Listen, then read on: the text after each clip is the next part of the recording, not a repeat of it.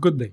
In this day, I'd like to talk about the 5 most common regrets that candidates have after interviewing with high-performing companies, and what can you do about this in your own job interviews.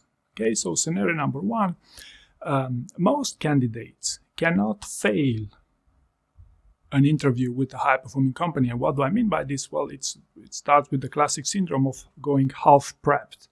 When you feel, like you're so-so, you're not either unprepared but not really prepared, so you would go with a so-so attitude, and it won't work. And the way I like to explain this to people I work with would be that it's not only the good candidates who pass these interviews, not only the well-intentioned people who pass these interviews, but also some people who prepare those job interviews. They prepare it so well that they can convince their interviewers, and they can bias their interviewers towards them during these job interviews.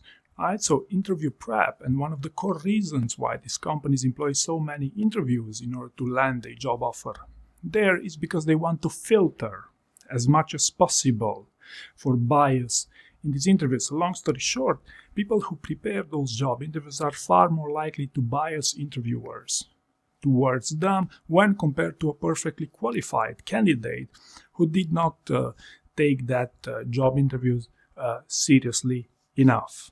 Okay. The second thing I'd like to share with you here is that it's kind of normal for candidates to feel a bit weird and to feel a bit slightly depressed even after having an intense job interview. What I would like to advise you here is that to understand that there's very few options for interviewers to get to know a candidate within such a short period of time other than to put pressure during these job interviews. So what can you do about this? What can you relieve a little bit the pressure? Well, first of all, are you who you say you are in these job interviews? Because that's one of the core ideas of putting pressure, Or another very common scenario is that stressed out people would fail under pressure. And by stress, I don't mean the good stress. I don't mean that you feel a bit anxious about your upcoming job interview. That's quite normal. It's always been the case. It's something not very natural to most people. But what do I mean by stress is, the bad type of stress, toxic people and the likes. And believe me, you'll never want to work with such people. You'll never want to risk your reputation for recommending a candidate who might be a toxic employee, right? So long story short, ensure you convince them that you are who you say you are, and try to keep a decently positive attitude, keeping in mind, it's going to be a stressful interview most likely, okay? The third thing I'd like to share about here is with respect to insider info and advice when it comes to job interviews.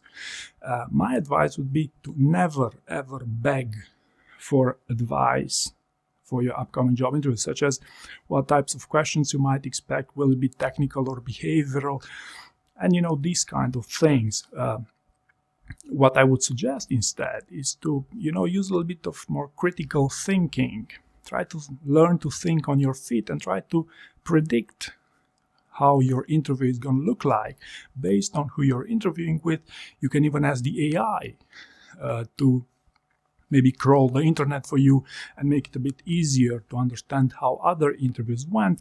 But there is no such thing as an interview to be a perfect copy of another one, except in the same interview process. So why am I suggesting here that you should never beg, so to speak, for advice in these job interviews? Is because interviewers and recruiters in particular are very sensitive.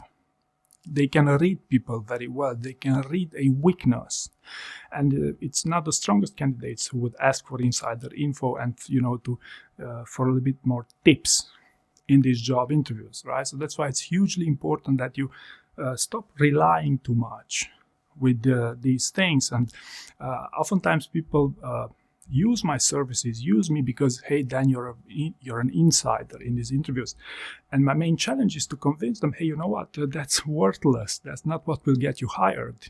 eventually, but it's your own ability to think on your feet, your critical thinking skills, and your ability to interview. Okay. The fourth thing I like to talk about here, after your job interview, unfortunately, not everyone would pass them.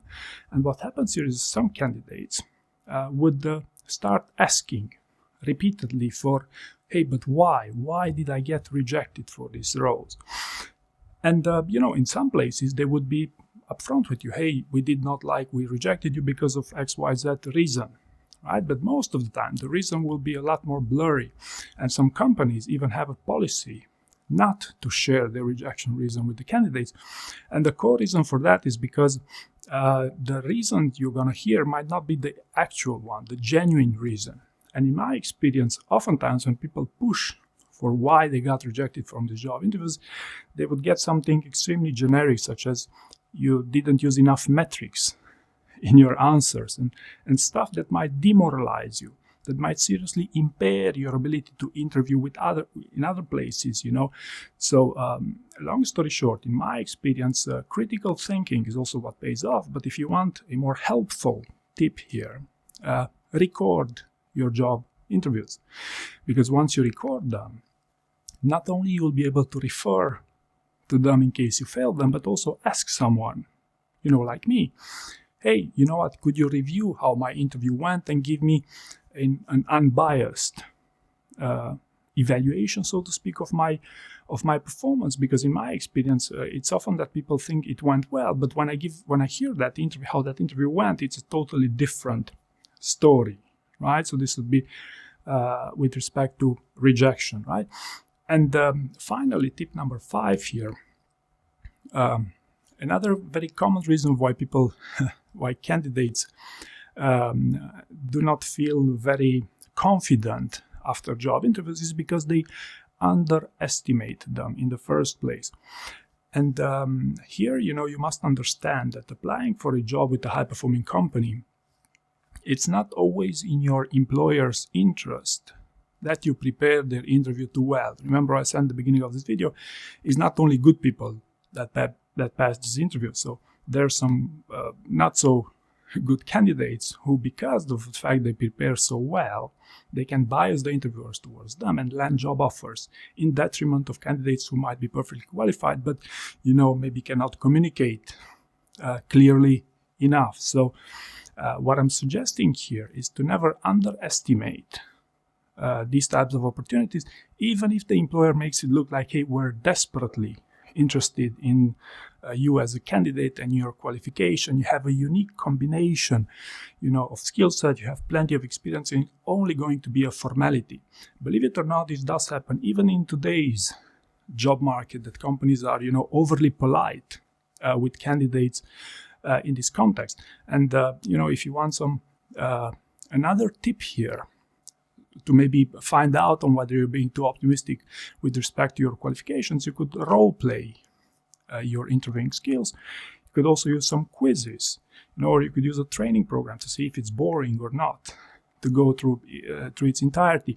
But there's various ways you can evaluate your competency to job interview. This is actually one of the areas where there's been advancements as of recently. So I would highly encourage you to self-assess and evaluate your preparation, and avoid underestimating job interviews with fangs. So I hope you found this useful, and thank you very much for watching.